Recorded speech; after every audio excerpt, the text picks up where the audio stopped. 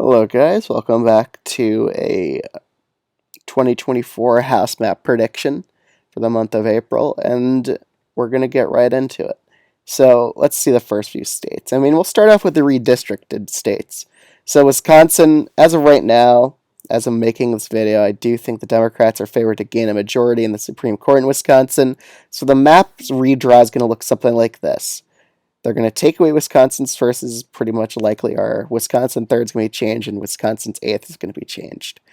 Wisconsin's first is going to be made into a likely district by splitting Milwaukee, Wisconsin into two districts, like half and half. So it's going to be made likely. Wisconsin third could be even made likely, but for now I'm going to put it as lean Democratic because that seems like where the map redraw will be going. And Wisconsin's eighth is going to be made into a lean R Republican district. So that's how Wisconsin's going to be redistricted. North Carolina, it's going to be a Republican gerrymander. 14th is going to be shifted to likely Republican. 6th to likely Republican. 13th, likely Republican. And North Carolina's first, tilt Republican. So that's how the redistricting is going to work in these two states. And let's fill in these other states. Let's see here. Start off with New Mexico. The first district, it's probably going to be safe Democratic. Second district, it's probably going to be lean Democratic. I really don't think the Republicans are going to be able to win that district. It's like D+6. The two Arizona districts. Let's get a zoom in on that. Okay, Arizona's first. Again, it's a trend here. The Democrats are doing better and better in these districts, so I do expect Arizona first to be a pretty easy flip, while Arizona 6 will be a narrow flip either way.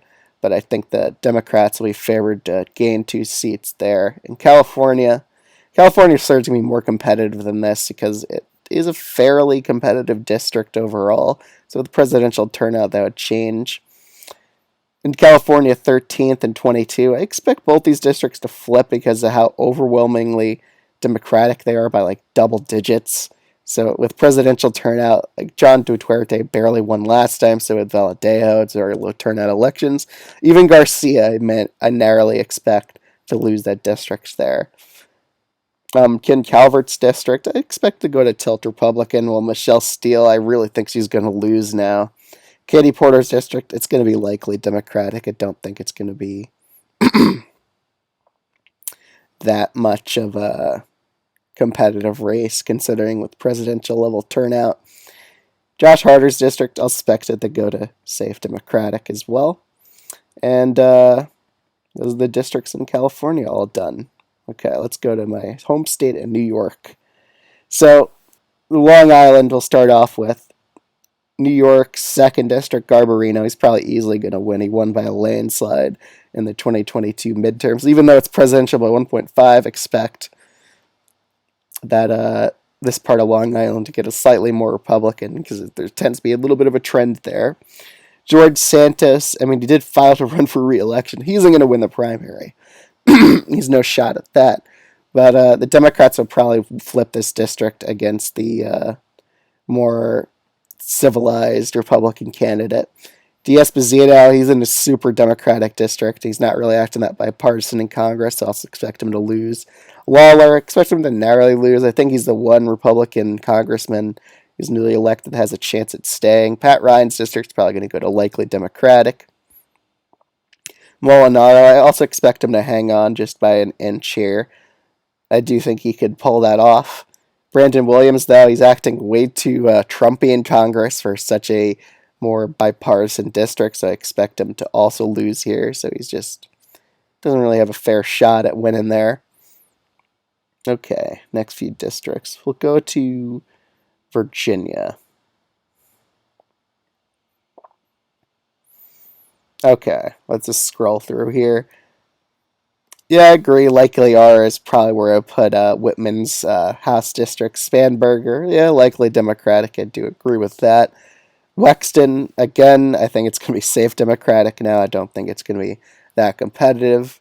And Kagan's district. I do expect Virginia to only be won by Biden by like 8 points against Trump. I think it'll go a little bit in favor of him just by an inch because that's what the polling's currently showing. So I do think that would help out the Republican incumbent of Virginia 2nd, allowing her to narrowly win over this district yet again.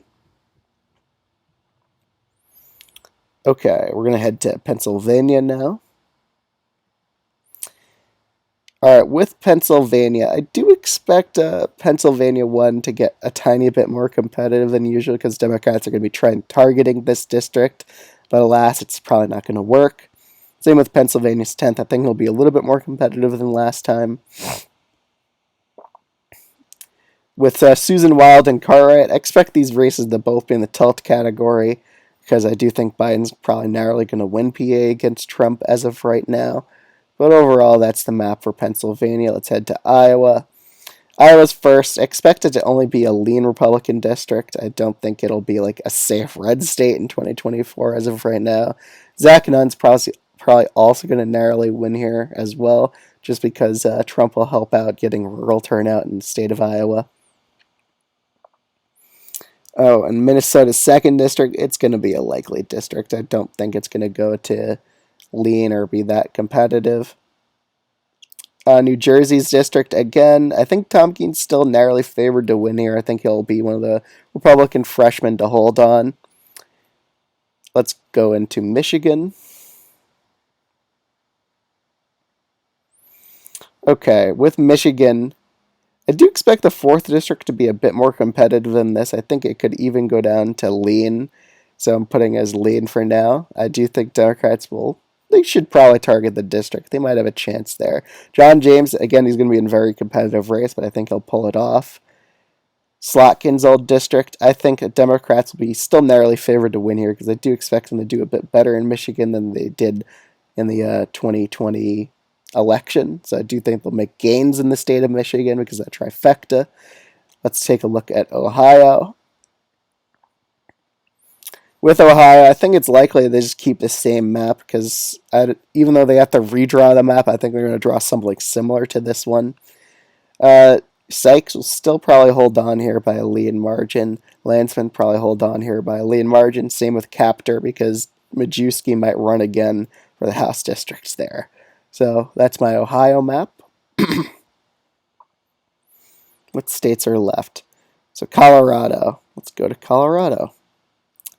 All right, Colorado's third. Again, with presidential level turnout, I think Boebert will hold on here by like 2 to 3 points. But again, she's in a democratically trending district. Caravejo, I think she's going to pull off a victory here. With presidential level turnout, a lot more Democrats will turn out in the state of Colorado. All right, what districts are left? Oregon's fifth. Again, I think Dee Rimmer's probably going to lose here by a narrow tilt margin. She's in a quite Democratic district, like a Biden one state, by like 8 points in that district. So I think she's probably favored to lose re-election there.